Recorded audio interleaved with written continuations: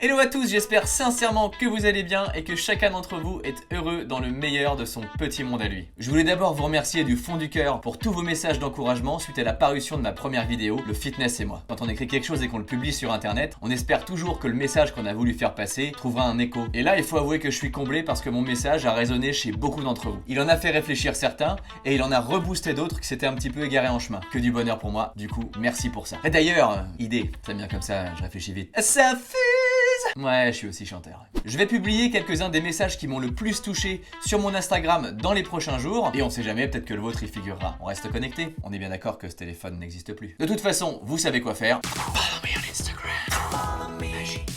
Générique. J'adore le matin. Plus j'avance dans la vie et plus j'adore le matin. Quand le jour se lève, ça me donne toujours l'impression d'un renouveau. Le sentiment de pouvoir réaliser n'importe quoi, que j'ai des ressources et des capacités illimitées. Ça me donne envie d'écrire une nouvelle page du scénario de ma vie, de saisir toutes les opportunités qu'elle va mettre sur mon chemin. Ça me donne envie de chanter, de danser et le problème c'est que quand le réveil sonne, voilà ce qui se passe. Bah ouais, on est tous pareils, même moi. C'est vrai, quand le réveil sonne, 90% du temps, j'ai pas du tout envie de me lever. L'horreur. Et c'est toujours à ce moment précis que mon oreiller prend vie et qui se met à me susurrer des paroles hyper rassurantes. Mais qu'est-ce que tu fais? On était bien là. Reste encore un peu. Ouais, il a un peu la voix de Marc Lavoine, mon oreiller. 5 minutes, franchement. Ou celle de Romain Duris. C'est quoi 5 minutes? Ça va rien changer à ta vie? Allez. Et pendant des années, voilà ce que j'ai fait. Le problème, c'est que toutes les 5 minutes, le réveil ressonnait et que c'était reparti pour un tour de... Qu'est-ce que tu fais? Sauf qu'au bout du compte, 5 minutes plus 5 minutes, eh ben ça faisait 30 minutes. Enfin, façon de parler, je sais bien que 5 minutes plus 5 minutes, ça fait 10 minutes, ça fait pas 30 minutes. 5 minutes plus 5 minutes plus 5 minutes plus 5 minutes plus 5 minutes plus 5 minutes. Voilà, là ça faisait 30 minutes. Et là j'avais plus d'autre choix que de me lever et de me dépêcher parce que bien sûr, j'étais en retard. C'était parti pour le combo magique qu'on connaît tous. Retard, stress, énervement. Plus connu sous le nom du réveil. Oh putain. Mais si, tu le connais, c'est ça. Oh putain. Je suis sûr que vous connaissez. Putain. Putain. Et si en plus ce matin-là t'as le malheur qui t'arrive ça, et bah là t'es parti pour une bonne grosse journée de merde. Faut juste avouer qu'il n'y a rien de pire pour son épanouissement personnel et sa productivité quotidienne que de commencer une journée envahie par des pensées et des émotions négatives. Une journée qui commence comme ça, elle termine rarement très bien. Et du coup ça te donne pas du tout envie de réitérer l'expérience et donc de te lever le lendemain. Bah oui, parce qu'à force de vivre les matins comme une corvée chiante et obligatoire, tu vas finir par avoir une représentation négative du matin. Tu la vois la logique qui s'installe. Pendant des années, le simple fait de décider de pas me lever quand je le devais, enfin quand le réveil me l'ordonnait, ça entretenait chez moi l'illusion d'avoir le contrôle sur mes décisions. Je suis con par voix. En fait, avec du recul, c'était plus un acte de rébellion contre tout ce que je pensais qui m'était imposé dans la vie et que je subissais passivement au quotidien, sans rien dire et surtout sans rien faire. Bref, c'était une posture négative à l'égard de la vie. Je commençais toutes mes journées par un grand non, non, non. Non mais à un moment faut s'avouer les choses, hein, j'ai envie de te dire. En même temps, à une époque de ma vie, quand le réveil sonnait, moi j'entendais ça. Allez, on se lève. C'est cool, sois content. On va aller faire plein de trucs pas importants pour toi qui te font bien chier. Tu vas devoir affronter les transports en commun, le stress des gens en retard, les mecs qui puent de la gueule, ceux qui sont vraiment les fils à personne et qui lâchent une caisse dans le wagon aux heures de pointe. En plus, bonne nouvelle, dehors il fait froid et il pleut. Mais bon, faut bien que t'ailles travailler, hein. Ah ouais, t'as un loyer à payer. Eh ouais, je sais, c'est comme ça, on fait pas toujours ce qu'on veut dans la vie. Et puis, comment tu vas pouvoir t'acheter tous ces trucs dont t'as pas besoin si tu travailles pas? Ah, tu as pensé à ça? Ça vous parle? Bah ouais, j'imagine. Après coup, le fait de pas me lever, je le vois plus précisément comme un acte de rébellion envers moi-même. Enfin, envers cette personne que j'étais et qui subissait tout sans rien faire. Bah oui, moi au fond, je voulais plus être cette personne. Et je savais que ma vraie vie, elle était ailleurs. Mais c'était comme si c'était plus fort que moi et que j'avais pas d'autre solution que de subir tout ça. Du coup, j'étais en colère contre moi. Et une colère dirigée contre soi, ça se transforme souvent en culpabilité, ou alors en déprime. Ou alors à très long terme, peut-être en dépression. Ça y est, tu la vois la logique qui s'installe? Au fond, j'étais juste paralysé par la peur. La peur de prendre ma vie en main. Ouais, c'est important de s'avouer les choses. Du coup, comme c'était insupportable pour l'image que j'avais de moi d'être cette personne passive qui subissait tout, je passais mon temps à rationaliser mon comportement avec des phrases toutes faites. Non mais là tu vois, on dirait que je me plains, mais il est pas si mal que ça ce boulot, hein. Il y a plein d'avantages non négligeables, hein. Déjà les congés payés, ensuite j'ai tous mes week-ends, les tickets resto, ouais c'est des économies quand même, la sécurité de l'emploi, c'est pas négligeable de nos jours, hein, vu la conjoncture actuelle, les RTT, bah ouais, qu'est-ce que t'en dis ça des RTT quand même, c'est pas mal, on fait pas toujours ce qu'on veut dans la vie, hein. Enfin c'est la vie quoi. tu sais.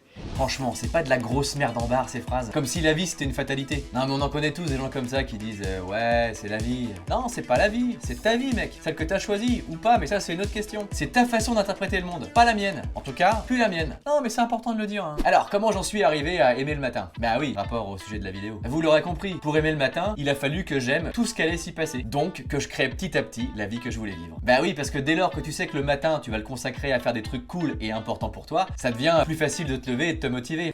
Logique. Alors attention, hein, c'est jamais facile de se lever quand le réveil sonne, hein. Surtout si t'étais en plein rêve, sur une île, tu nages avec des poissons, t'avais une fusée, truc cool quoi. Mais bon, aujourd'hui j'ai intégré que galérer à se lever, c'est normal. Mais surtout, j'ai réussi à mettre en place des stratégies qui me permettent de rentrer petit à petit dans ma journée et de développer l'état d'esprit positif dont j'ai besoin pour être productif et plein d'énergie. C'est ce qu'on appelle une morning routine. Une vraie, pas celle d'Instagram. D'ailleurs, si ça vous intéresse de connaître ma recette d'un matin réussi, vous me le dites en commentaire et peut-être que je ferai une vidéo là-dessus. Ou alors, je peux vous faire une vidéo sur ma recette de pancakes protéinés, c'est à vous de choisir. Donc on en était où? Ah, ouais. Pour créer la vie que je voulais vivre, il a fallu que j'affronte mon pire ennemi. La peur. Ouh, méchant. Alors les gars, la première étape avant un combat, c'est de connaître l'ennemi. Du coup, je me suis renseigné sur lui. D'abord, il faut savoir que notre cerveau, c'est une espèce de grosse feignasse qui veut dépenser le moins d'énergie possible. Du coup, il fonctionne toujours à l'économie. C'est un putain de radin, je vous dis. Il préférera toujours emprunter un chemin qu'il connaît par cœur plutôt que de tenter quelque chose de nouveau. C'est quand même fou, ça veut dire que notre cerveau il préférera toujours une zone de confort à une prise de risque parce que sa fonction première c'est de préserver la survie de l'espèce. Et donc il va utiliser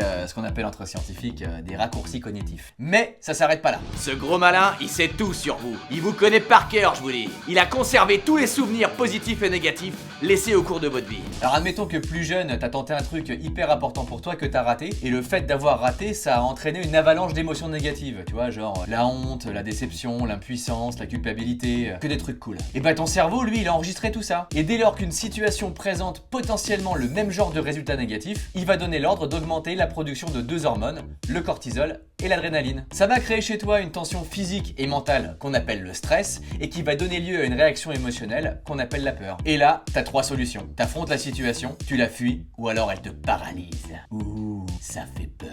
Mais il y a une cerise sur le gâteau. Petite crotte de nez, petite pichenette. C'est un putain de sadique, armé d'un fouet émotionnel. Faites gaffe les gars, tombez pas dans le panneau. Parce que si tu décides de remettre à plus tard cette action importante mais stressante pour toi, autrement dit de fuir, et bah ton cerveau il va t'offrir des récompenses émotionnelles, bien-être et plaisir. La tension va disparaître et toi tu te sens soulagé et détendu, bref tu te sens mieux. En fait ce gros con il t'encourage à procrastiner. C'est fou non? Et plus tu procrastines, moins t'agis, plus lui il développe un mécanisme ultra solide de défense contre les émotions négatives du passé, la paresse. Clairvoyance, lucidité.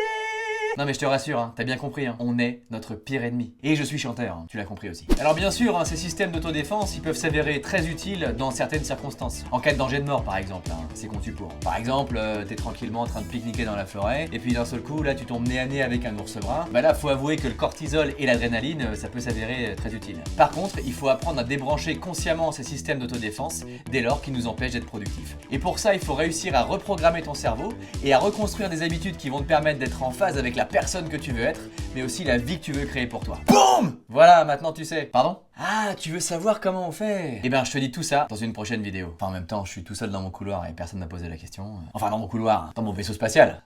Allez, je vous laisse mes petites cailles. Soyez forts! Allez, abonne-toi.